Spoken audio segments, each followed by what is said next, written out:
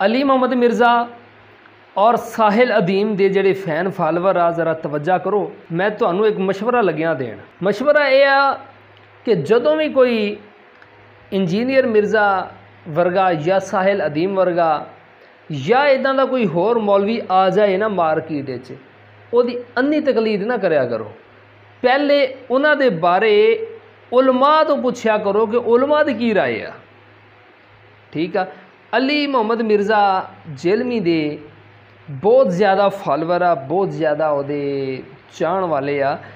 उन्होंने मैं ये नहीं कहता कि वह बुरा बंदा, मैं की कहना बई, मैं कोई मुफ्ती हाँ, लेकिन मैं ज़रूर तुहानू मशवरा देवांगा एज ए जर्नलिस्ट, तुहाडी भलाई वास्ते यार, तुहाडी भलाई वास्ते, तुहाडे ईमान दी भलाई वास्ते, तुहाडे ईमान दे बचाओ वास्ते कि उलमा नू ज़रूर फॉलो करो, जिन्हां दे मैं कुछ नाम मैंशन कर रहा वीडियो दे विच। मुफ्ती सैयद मुबशर रज़ा कादरी नाम लिखोगे तां भी उन्हां दा चैनल आ जाएगा। अगर उन्हां दे चैनल का नाम लिखोगे खत्मे नबूवत टाइम्स तां भी उन्हां दा चैनल सामने आ जाएगा।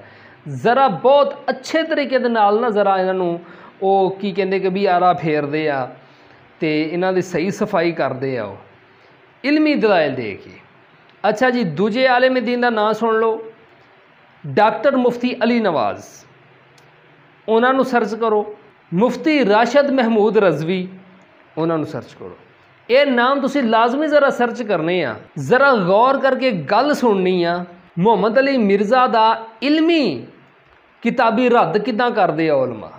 ठीक है, ज़रा तवज्जो करके तुसीं ये वीडियोज़ देखनी है। मैं तुहानू रिक्वेस्ट कर रहा कि अपने ईमान नू बचाओ।